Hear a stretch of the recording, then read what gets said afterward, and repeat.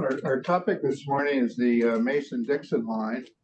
I think most of us associate that with the dividing line between the North and South, between the slave states and the non-slave states. Well, the original Mason-Dixon line had nothing to do with slavery.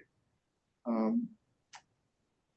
going to hear today about what it did, why it was drawn, and how it started actually in Chester County at Stargazer's Rock, which is nowhere near on the Mason-Dixon line. So that'll be interesting to learn about. And we're also going to learn a little bit about the wedge. If you don't know what the wedge is, you'll be surprised to hear about that. So our speaker this morning is Dave Porter. He grew up on a dairy farm in southern Chester County. He was a surveyor for more than 30 years. And he has quite a collection of historical items at his house in Elkton, Maryland. So without further ado, I give you Dave Porter. Thank you. No, thank you very much. I just say it's a great privilege and a wonderful honor for you all to have invited me here today to talk about something that I am just so excited about, and that's history, Mason-Dixon line.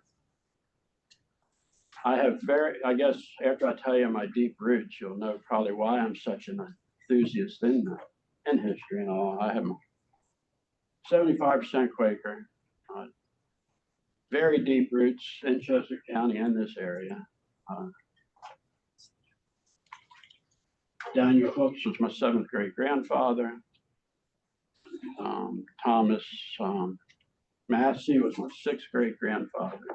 Ann Britton was my 6th great grandmother. I had 3 direct descendants who came over on the welcome ship with William Penn. My 7th great grandfather was John Michener. My grandmother was a Michener. My 7th great grandfather was John Michener. He was married, him and his wife were married at William Penn's home in England in 1684. They came to the United States in 1686. And one was one of the first ones to start Horsham Friends meeting. So a lot of deep, rich, beautiful history in my family. It's so exciting. Because years ago, I had no idea. Not until I started getting deep into it. I started collecting about 20 years ago. I have an enormous Chester County collection. It's a wonderful museum down in Elkton. And I've got cards on the table. And if you want to come down and really see some great Chester County memorabilia and artifacts, I got some really, really neat stuff. I grew up on a farm in southwest of West Grove. Graduated 1973 from Haven Grove. I've been collecting memorabilia for over 30 years.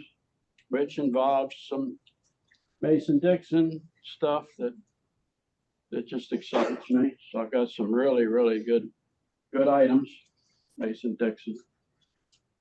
I'm a member of the, once again, I'm a retired land surveyor. I started my surveying in Delaware, worked for 3 very large engineering firms, got to do some really amazing stuff. Enniscrone Golf Course in Avondale. I surveyed that whole golf course from beginning to end. I've done some surveying in Westchester. From there, I went to Potter County. Don't know why, but I went up there for 4 years. That was interesting. Then York County, I worked for JMT, another big engineering firm. Then to Florida, worked for a big company called GPI. I actually did work at Kennedy Space Center. And that was a very, very interesting and awesome job. I'm a member of the Chester County Historical Society. I have been for a long time. Member of the New London Historical Society. The Kimballsville Historical Commission. I'm a member of the New London Presbyterian Church Legacy Committee. We're putting together a 300th anniversary. Will be in 2026. It's going to be a year-long celebration. And I will be at the cemetery doing tours of some of the who's who and prominent people of the New London area. I'm also president of the Tri-State Bottle and Diggers Club. I worked with and donated many items to the Red Rose Museum. So if you haven't been there yet, it's a pretty neat tour. I'm always there giving tours, and just something that really excites me. Well, off to the Mason-Dixon. And what a mess it was.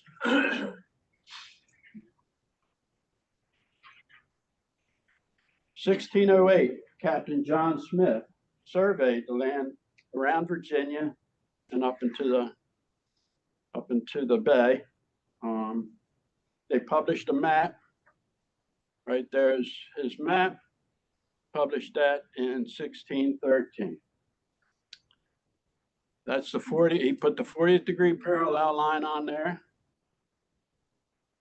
That's the Chesapeake Bay. Elkton, Maryland, right about there. Philadelphia is right around here somewhere. So north is that direction. The 40th degree parallel line, as you will find out later, was incorrect. And this line here is actually very close to where the Mason-Dixon line is today. So if they'd have left well enough alone and just went with this, we wouldn't have had 160 years of fighting over 19 miles of land is what it pretty much boiled down to. In 1632, English King Charles I granted Lord Baltimore of the Calverts uncultivated land south of the 40th degree parallel line and west of the Delaware Bay.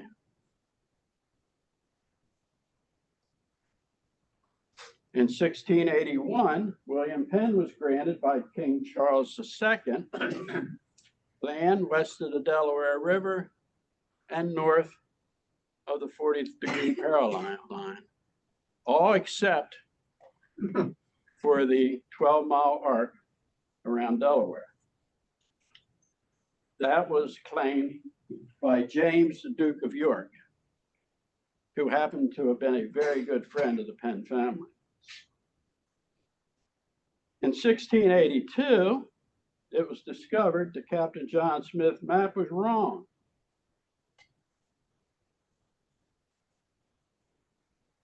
The 40th degree parallel line is actually here,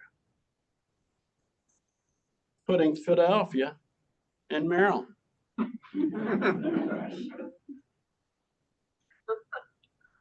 That's what started it all. So it was roughly 19 miles further north than what they had thought. So that made William Penn's land grant unessential, which put much of Philadelphia in the province of Maryland. Both the Calverts and the Penns went to British court because William Penn was like, you know, something has to be done about this. Now we come to Delaware. The Dutch claimed the lands on the eastern shore of Delaware, west of the Delaware River. The problem was they did this before the 1630s. James stepped in the colony and he removed them. Said, you got to get out, this is mine. He did this by a thing called right of conquest. Charles Calvert, the third Baron of Baltimore, claimed the 1632 grant gave him the land. William Penn was afraid of the 40th degree parallel mess, was afraid that Philadelphia was going to be landlocked. He was wanting to lease ground from his good friend. He wanted to lease Delaware, William Penn did, from his friend so that Philadelphia would not be landlocked and part of the problem would be taken away. In 1685, Charles II dies. King James takes the throne, and he says, I want the Delaware problem taken care of. So he sent it to the Board of Trade and Foreign Plantation to make a decision on what they were going to do. They decided that all lands uninhabited by savages, not Christian Dutches, Lord Baltimore had no claim. So the land from the Delaware Bay to Chesapeake Bay, they drew a line. And then they drew a line straight up to the actual 40-degree parallel. This over here was King James's. This over here was Lord Baltimore's.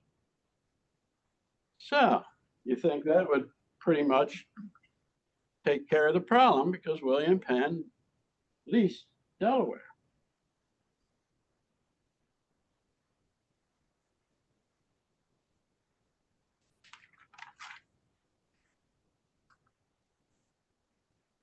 So that it was up to this time, that is what William Penn thought was his, Delaware, which gave him back Philadelphia. And then this was Penn's. And Lord Calvert said, well, I got this back. So he wasn't too upset. So he thought everything was good. No.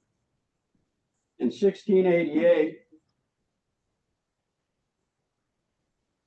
we had the Glorious Revolution. King James was removed.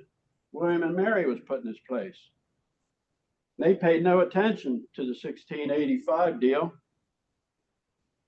They just dropped it, so nobody knew who owned what. So we had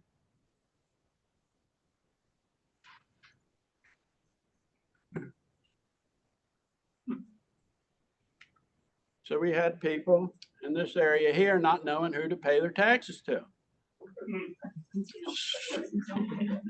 Whether to pay them to Maryland or pay them to Penn. Oh, Penn collected rent on all his. It was called quiet rent was the term used for his rent. So these people were like, hey, we're not going to pay nobody. Because we don't know who, we don't know who to pay to. We don't know who to pay to England or whatever. Then we get this gentleman, Mr. Thomas Creasap. Very, very interesting gentleman. There's a book put out on him, and I would really advise reading it because it is very interesting. Thomas Creasap was a land management agent from Maryland, hired by the Calverts. So he thought, this was Maryland.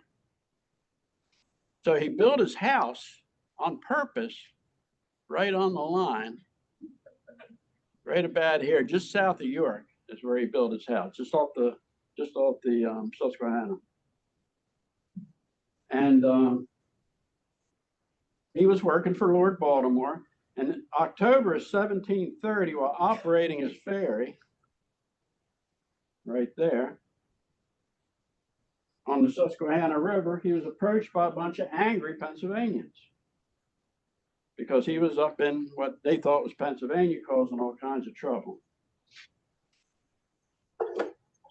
He escaped by leaping off and swimming ashore, and this made him very mad that he was attacked by all these Pennsylvanians. But he continued to sell land north of the 40th degree parallel, burning down houses, kicking people off property, doing all kinds of bad stuff. In 1718, William Penn died without any resolvement. Still a big mess. So it was passed on to his three sons, John, Thomas, and Richard. At this time, Charles Calvert V was Lord Baltimore. In 1731, Charles V petitioned the proprietors of Pennsylvania to meet to solve the dispute. The Penn brothers and Lord Baltimore met to discuss the border.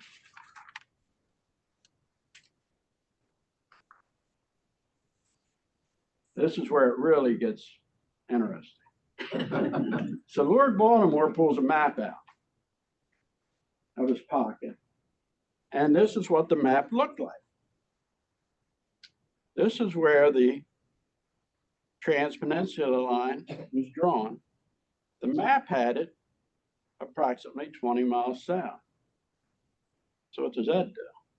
Brings the line down to where about it's supposed to, from up here down to there. Who knows where this map came from or whether it really did happen this way? I mean, nobody really knows, but supposedly this was the way it happened. Well, he pulled the map out, and he and the Penns on May 10th, 1732 signed an agreement. Moving the line down to Cape Henlopen. Moving this line down to where the 40th degree parallel originally was thought to be, which is the Mason-Dixon line now. Well,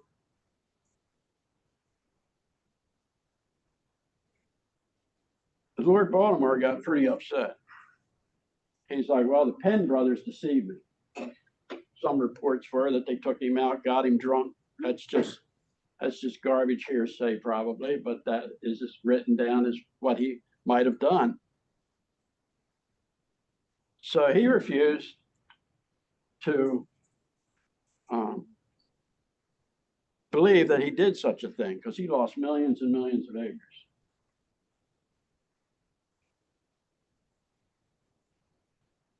There's the book about Thomas Creasap. It was called the Creasap War. Lasted from 1732 to 1736. Creasap became the main antagonist, threatening lives, burning down houses, and bullied all the Pennsylvanians. In 1736, the sheriff of Lancaster County led a posse of 24 men to Creasap's home. His home was around the Wrightsville, Pennsylvania area. He was called the Maryland Monster. They set fire to his house, trying to get him out. He was fighting, shooting out windows. His pregnant wife was firing back at him. He positioned all his children at the windows so they'd stop shooting at him. His wife went into labor during the battle.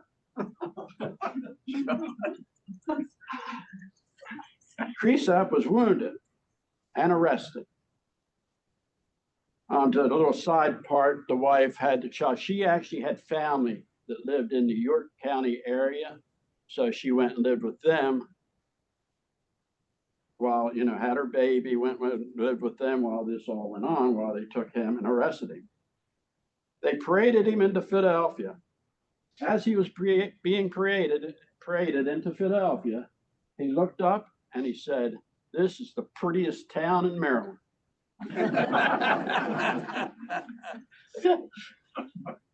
But Thomas Creasap, he ended up becoming a big land management, made lots of money. He was very good friends with the Indians. Route 40 through the northern part, going out through Cumberland. He actually surveyed a lot of that with the Indians in the original Route 40, when it used to be an Indian trail. He did a lot of that surveying. His sons became very big land management areas. They made tons of money, and Mr. Creasap lived to be in his early 90s. And his house is still there outside of Cumberland, Maryland. It's a historical site. I've never been there, but that's very high on my list. I would love to go check out where the Creasap home was. The 12-mile circle is a circular arc which forms the boundary of Pennsylvania and Delaware. It is not actually a perfect circle, but it is a bunch of circular arcs that have been feathered together. It is approximately and variable 12-mile radius centered in the town of Newcastle, Delaware. In 1750, the center was circled and fixed at the center of the cupola on top of the courthouse in Newcastle. So from that center of the courthouse, it is, give or take, pretty close, because it's been checked, and it's amazing how they did it. 2 surveyors from Chester County did that. We're getting to that here in a minute. So Chester County related. It's 2 Chester Countyans that surveyed the Ark in 1701. So using pre-Mason-Dixon equipment and all, but they still did Mason-Dixon checked the arc line, and it checked very good. They never moved it a bit. So it was an amazing thing that they were able to do. But David Rittenhouse was a famous astronomer and instrument maker from Philadelphia. It was first said that he was the one that did the surveying, but they later found out no. I mean, Rittenhouse wasn't even born yet. So, but it was put in the history books that David Rittenhouse surveyed the circle when it really wasn't.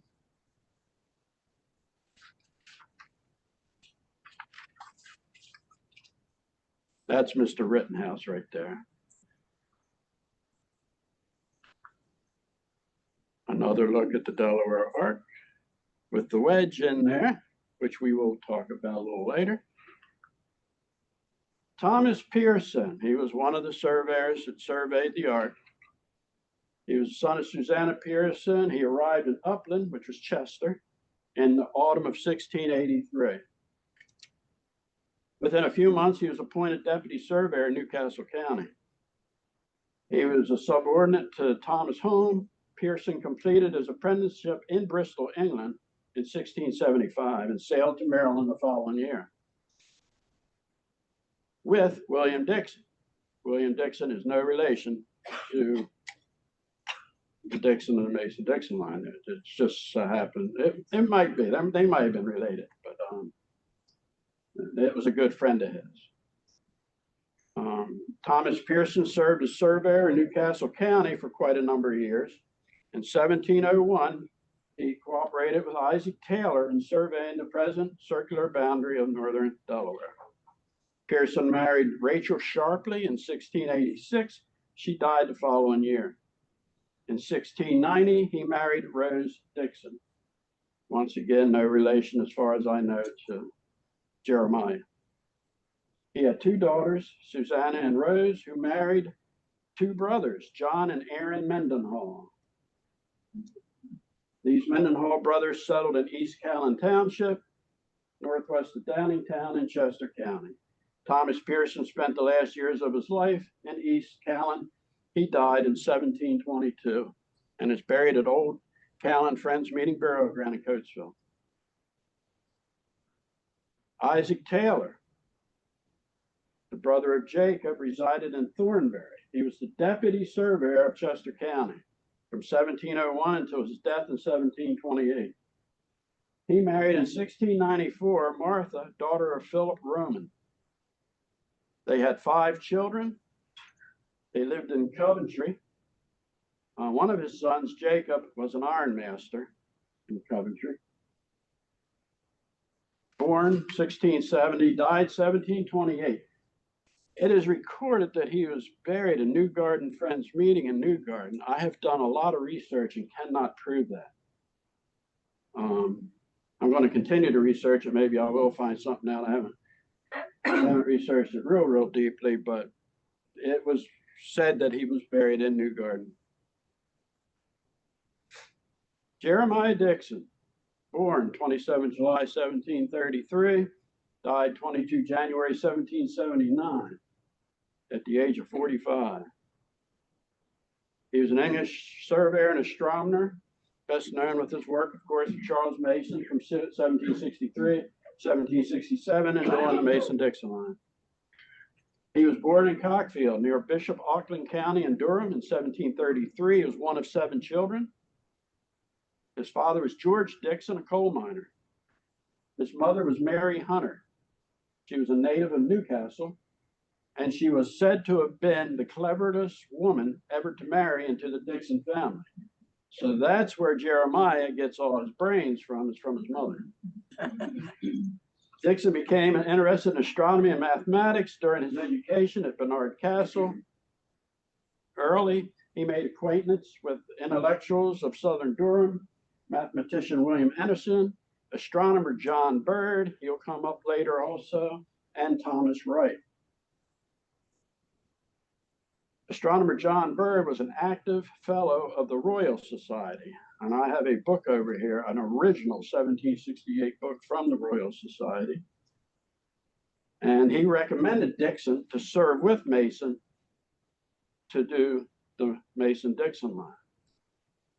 So it was John Bird. He had a lot to do with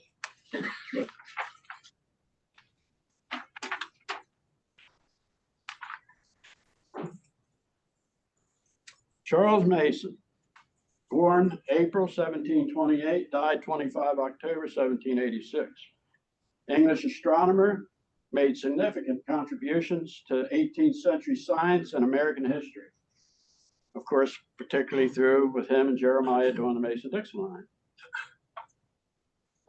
Mason's early career was spent at Royal Greenwich Observatory near London. He served as assistant astronomer from 1756 to 1760 under the Reverend James Bradley, the third Astronomer Royal.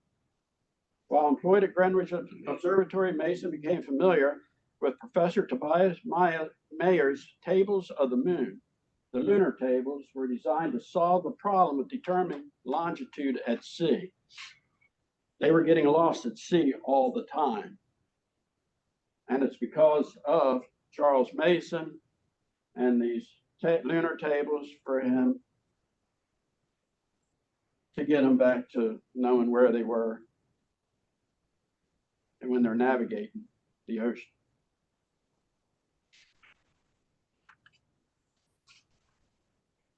Mason and Dixon met when they were on their way to do a transit of Venus observation. They were headed to Bangkula, in Sumatra, Indonesia. That's where they were thought they were going to be able to do the observation from. That was the ultimate spot. That would actually be right there where B is. Problem. At that time, England and France was kind of at war. A French boat attacked them, and they had a bit of a skirmish. Quite a few people died. Thank God Mason-Dixon wasn't one of those people. But a few people died. The boat was damaged. They had to do repair work. It slowed them up, and they didn't make it to Bangkok. They actually made it to South Africa. On the Cape Horn in South Africa, that's where they did their transit of zenith. Another thing that I just want to add up here where A is, 8 years later, there's another transit of Venus. Mason and Dixon were able, it was after they finished their survey here in the United States, they were able to make it there for the second, which was kind of a neat thing that they were able to do both transits. Transit of Venus was among one of the rarest predictable astronomical phenomena. It occurs in a pattern every 243 years, with pairs 8 years apart. So now you see how important it is for them to have gotten there to do there, because the next one wouldn't come around to another 243 years.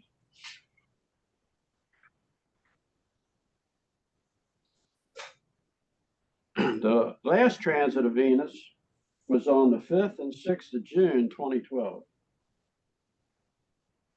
And of course, that will be the last of the 21st century. The one prior to that was 8 years earlier, and that was the 8th of June, 2004.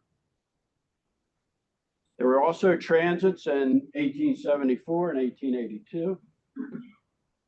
The next one will take place, I don't think any of us are going to see it, the 10th and 11th of December, 2117 and 2125. That'll be when the next transits will take place.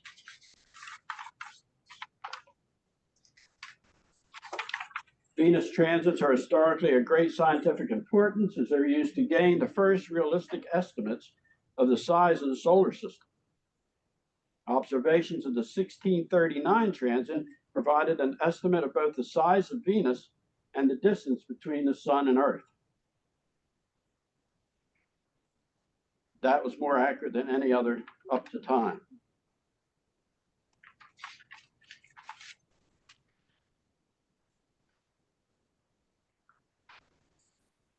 The equipment that Mason-Dixon used was the finest instruments of their day. It included a telescope called the zenith sector. This was built by John Bird. It is used for measuring both equal altitude and transit, so it does both. For sighting survey lines, that's John Bird there. They also used a quadrant, which was used for faster surveying, less accurate. But what they do is they use this, and then they go back, recheck, make their differentials to, but it's much quicker.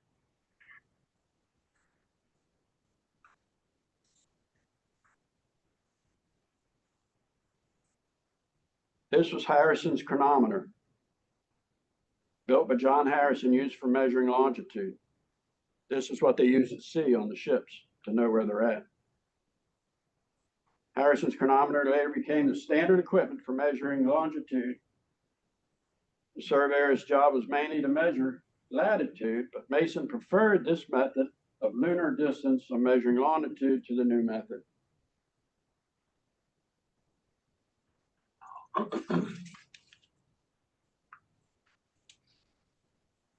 That's Mr. Harrison there.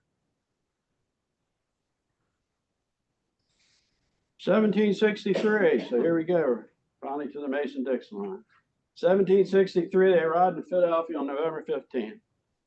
Mason, who was a 35-year-old widower, left behind 2 sons, and Dixon, a 30-year-old bachelor. They never imagined that their work would detain them in America for 5 years. Contrary to popular belief, Mason and Dixon did more than survey a single line. In fact, they were hired to establish 2 major boundaries. First, the longest, the west line, a parallel latitude that would mark the southern border of Pennsylvania and the northern border of Maryland. That was actually 39:43:20, 39 minutes, 39 degrees, 43 minutes, 20 seconds is the Mason-Dixon line.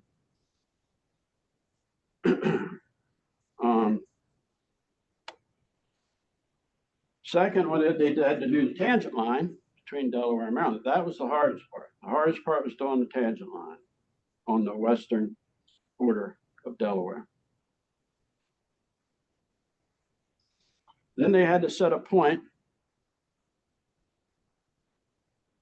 some 30 miles west, which is Stargazer's Stone.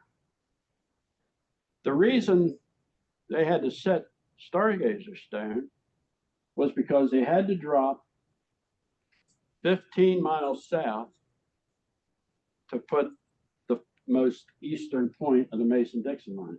Where would that put you? You go 15 miles due south of South Philly, put you in New Jersey. So they had to cross the Delaware at least 2 or 3 times. They said, we ain't crossing the Delaware 2 or 3 times. Because they did not do that is the reason we have Stargazer Stone. They moved west of Philadelphia 30 miles to put a point so they could drop due south to put in a point the very easterly of the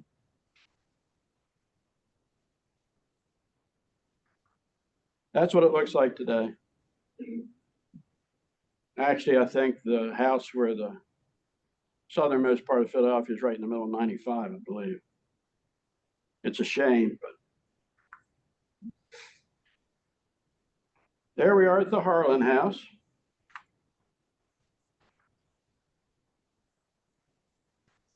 They reached the Harlan house on April 2nd, 1764. They had, lots of bad weather. I mean, it took a while. It took a while because they had to be able to gaze the stars on many different occasions. Now, in the notes, it says they set up their instrument under a tent inside a garden just outside the house. That would be right in this area here. So you say, hey, Stargazer Stone's up on top of the hill up there. That is not the actual point that they. So everybody goes and looks at Stargazer Stone. That is not the actual. The actual point is down here in the road. Stargazer Stone was used as a backsite, somewhat, a checkpoint, something to start from. They later on set that after they set their point there.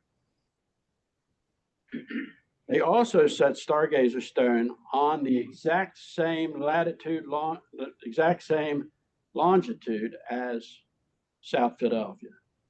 So that's another reason they had to set Stargazer Stone. So it was they had to set it to do a check to make sure they were good. But their first observations were taken down by the house. After they finished with this, they moved directly south, somewhat 19 miles directly south, and set a post. This was on the Alexander Bryan estate, just off of Paper Mill Road, just north of Newark, Delaware. It's a beautiful monument they put in there sometime in the 1960s. Ever get a chance to go look at it? It's very reachable. It's not too far of a walk. There's a parking area up here, I believe now, and then you just walk down to. I've actually never been there. Just haven't had the time yet. So they put a post in there and marked it post west. This was their starting point for the westerly line on the Mason-Dixon line. From there, they went and set the Ark Monument. This is where the Ark meets the 39, 43, 29. It's right where they meet. That is very accessible. It's just a little walk off of a parking area to get to it and view it. That's a picture of it there.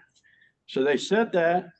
They checked the arc line to make sure that that was good, and it was. They did not have to move it. Mr. Pearson and company did a wonderful job at surveying the arc line. They checked it though. Mason-Dixon, of course, them being perfectionists, everything looked good. Then they set the Maryland, Pennsylvania, Delaware border, which is the beginning of the Mason-Dixon line. After they set that, they had the toughest job to do, drop down to southwestern Delaware, right to there. Colonial surveyors had surveyed the Transpeninsular line. That's what that line here was called.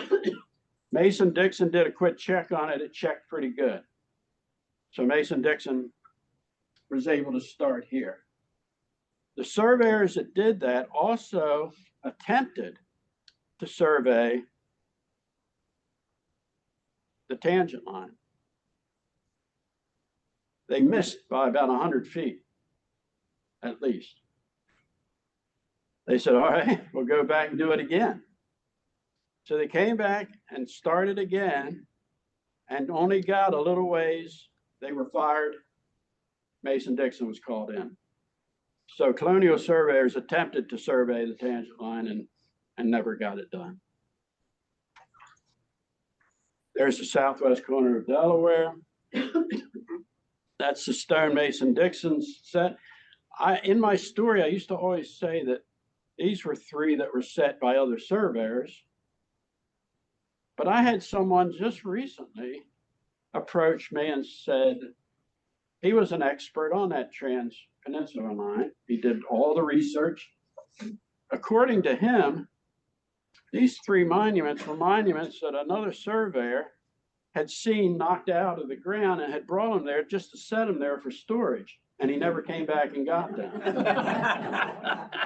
Now, that's what the gentleman told me. I have not proved that. I won't believe it unless I really see some hard facts. I've been doing genealogy for 40 years, so I know all about that type of stuff. Stuff that's made up. So they went and set that one in good and headed north. That's one that's still left today. Right off of Frenchtown Road, right there by the road is another one. This is coming north on the tangent line. I have a book over here put out by the Royal Society. Original, first edition. It has all of the notes from when they surveyed the tangent line, and it is really neat.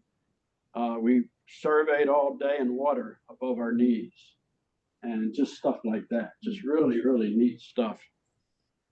And then I looked on the map, just west of Dover. I was like, oh yeah, there's a pretty low-lying area. It's pretty watery. That's probably where they were. And you know, that's what I like to do. Try to figure out where that took place. Another original monument. It's amazing that that's still there. This, by the way, is less than a mile from my house. And it is absolutely amazing that that monument's still there, but it is part of it. There it is. Notice they used the Pennsylvania stones when they set those. I guess that's all because that's all they had. I don't know. I need to check in to see exactly why they did use, why they just didn't have any stones that weren't marked at all or whatever. But there's one right in the middle of 95 that they replaced. And there's the tangent stone. That was replaced during the resurvey of 1849. They resurveyed the Mason-Dixon line 1849. This was missing, or it was very badly damaged, so they replaced it. And that is the Ark Monument at the very bottom of the wedge. That monument would be right here. It's the Ark Monument. That's the monument where the arc starts and the tangent line continues.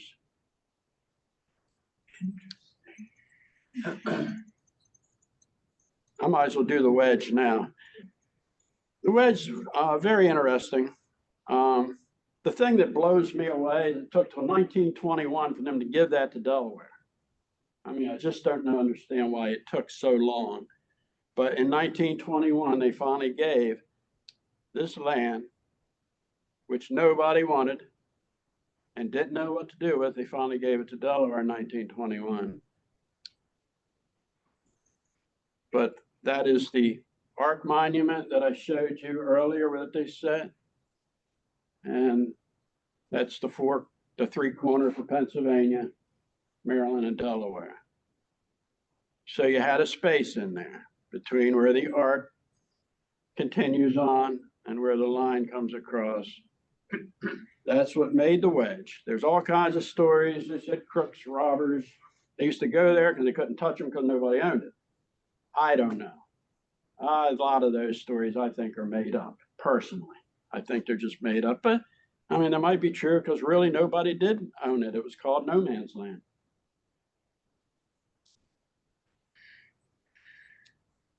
That shows another. Mason-Dixon missed that monument by 1 foot 2 inches. Like I said, the colonial surveyors missed it by 100 feet. 1 foot 2 inches, over 80 miles. Oh, and they did this in 2 months, which was an absolutely amazing accomplishment. They sent it to the Royal Society. Royal Society said, that's great. They accepted it. So now they were ready to survey the line.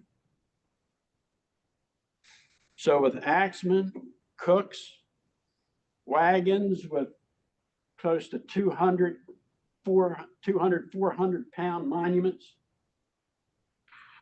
Whatever food they needed, they headed west, which, like I say, is just amazing. Cutting a line 20 to 30 foot wide the whole way. Mile marker 1, still pretty good shape for being just off the road. That's probably why, because it's not in the middle of some farmer's field. The ones that ended up in farmer's field, they've been replaced 2 or 3 times. These are some photos of some Pennsylvania Mason-Dixon monuments that were shot in the 1920s that I was able to pick up from a collector. There's a crown stone. They're set every 5 miles. One of those is set every mile. P for Pennsylvania, M for Maryland on the other side. The crown stone, I'll talk about that just a little bit later. A couple more, there's another crown stone. These are all ones Chester County related monuments. This one here is in Lancaster County. It's just off of Fallen Grove Road. This is number 35, which is a crown stone. That's the Calvert. There on the Maryland side on the crown stone. The Calvert crest. And there's the Penn crest on the other side. The 3 circles represent each one of the Penn brothers. That's at the West Virginia-Pennsylvania line. So they continued west. Winter was about to, well, they reached the mountains pretty quickly. 4 months or so. They got to where Sidling Hill is, if you're familiar with the area. Sidling Hill, if you travel the turnpike, you know where the Sidling Hill Tunnel used to be, and they put the overtop. That was just about the area. They were just getting ready to hit the mountains. Well, what Mason-Dixon, how they surveyed was too, I happened to get to this part, I almost skipped over. They would go 11 miles and then backtrack surveying as a check. After you do a double check, you'll find your error, compensate, and then they put their monuments in the ground after they knew they were good. So every 11 miles, they had to backtrack, check everyone, compensate. You also had, especially when you hit the mountains, curvature of the earth. Just think, they had to take all of that into consideration, which is just unbelievable, and figure out exactly where the error is, dealing with curvature of the earth, the pool, the atmosphere, the whole 9 yards. And they did that. And when they checked it today with today's equipment, it checks almost dead on. It's just phenomenal that Mason-Dixon was able to do such an amazing job. After they got to the mountains sometime in June 1765, they had to backtrack, check everything, and decided that they would then take the break through winter and come back, continue the next year. Plus, they were having Indian trouble, and they had to take care of that problem before they go any further also. They had all these monuments. What were they to do with them? 8 miles south was Fort Frederick in Maryland. They decided that'd be a good place for safekeeping. So they took all their extra monuments, 150, 160 of them, to Fort Frederick for safekeeping. But they knew they were going to have to leave them there because they can't get their monuments over the mountains. They were done. They put in their last monument. They from then on, and they were just about halfway. From then on, they had to just put posts in the ground. There were no monuments put in by Mason-Dixon because you can't get them over the mountains with wagons. There's just no way you can do it.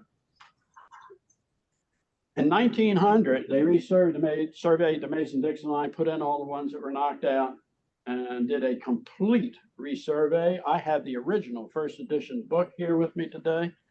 of the resurvey of the Mason-Dixon done between 1900 and 1903. They took all of those monuments from Fort Frederick and put them in as replacements all along the line. So Mason-Dixon, spring of next year, 1765, Mason-Dixon continues. They kind of made peace with the Indians so far, this far west. They continued over the mountains.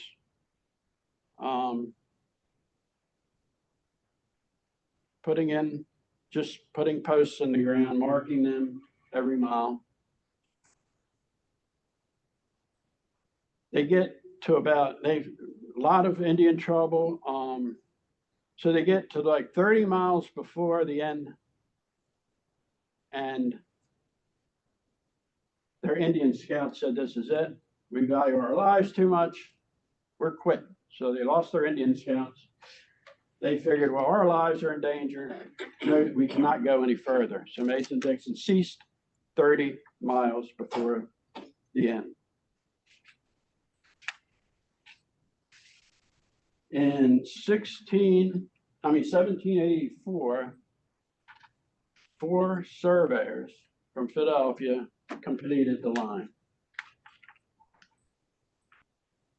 And one of those surveyors was the gentleman that I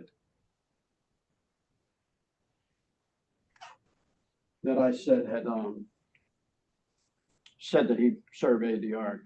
He was one of the 4 that completed it. So in 1784, they completed. So Mason-Dixon returns back. They're done. They can't finish the last 30 miles. They did a little bit of sightseeing. In the winters, when Mason-Dixon were off, I should add that they did a lot of sightseeing and, just checking out this beautiful country. They went to Williamsburg one winter. And so they did a little sightseeing and stuff while they were off when they weren't able to survey. So they returned to England.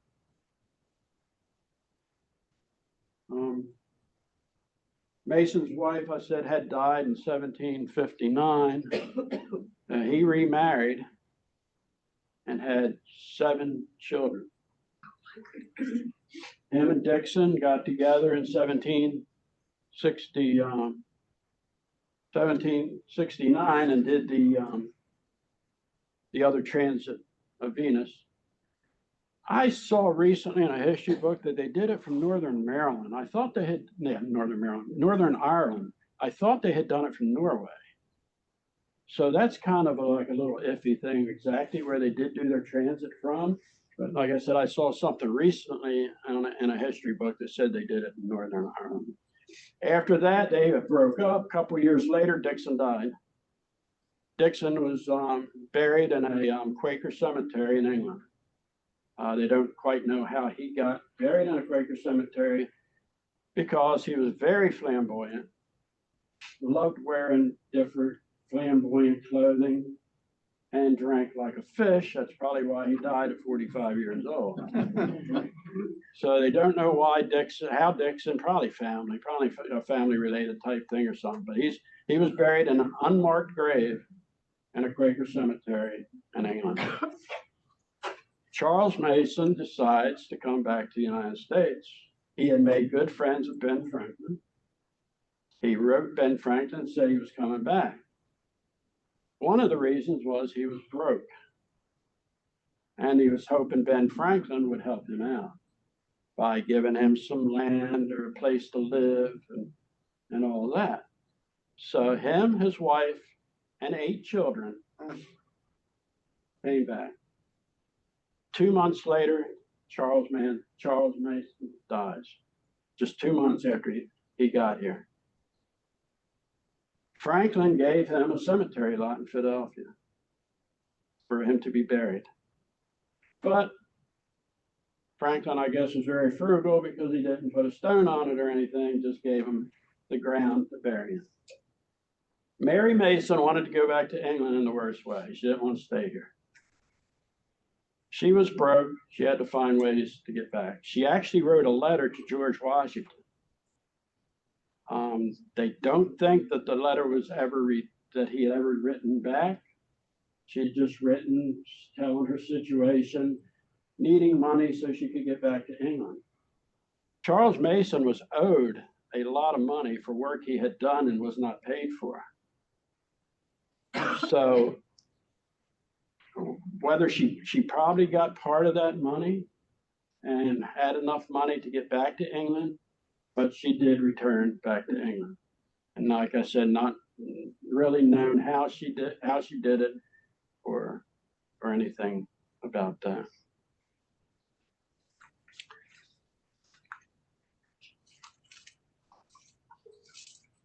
In 2013, surveyors of Maryland and Pennsylvania, they have a conference every year or two called the Rendezvous.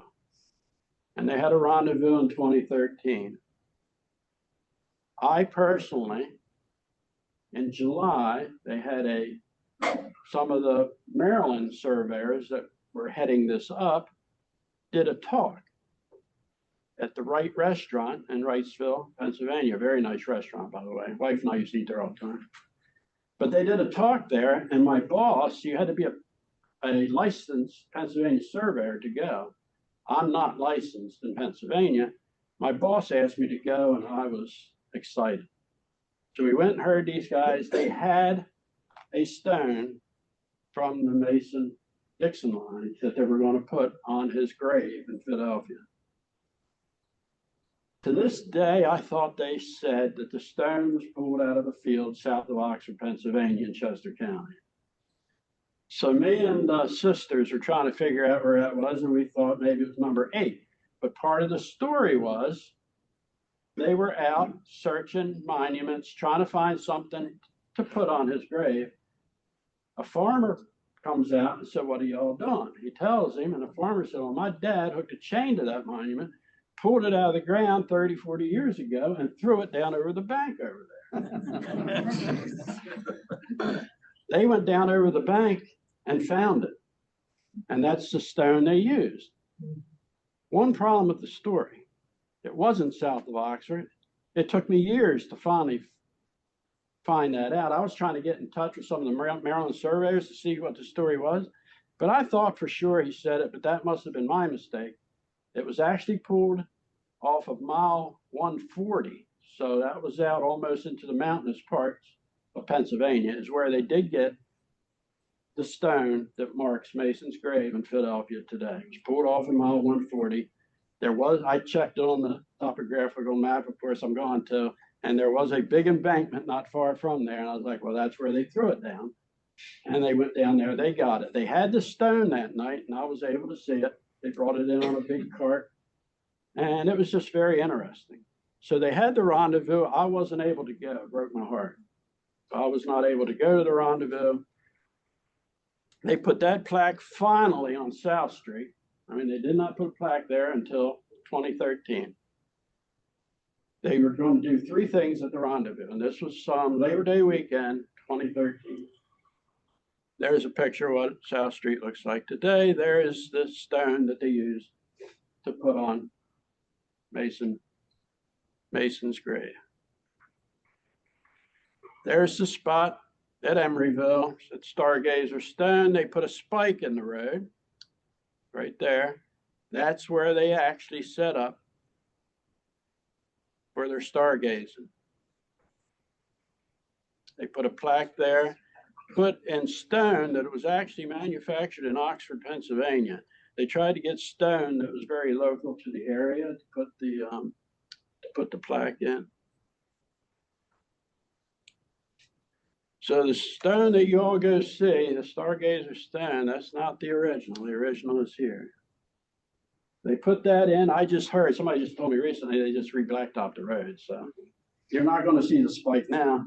Then that same person said to me, "Dave, why don't you just go and dig it up?" I said, "You know what, don't tempt me."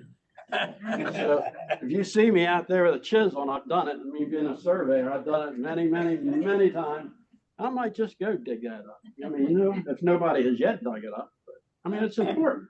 It's very important. So, like I said, I'll be out there chiseling if that don't get chiseled up before too long. There's a closer look at it. But see, they tore that monument out when they put the road in back in the 1920s, 1930s. That was when the original monument was ripped out. There's an up close of the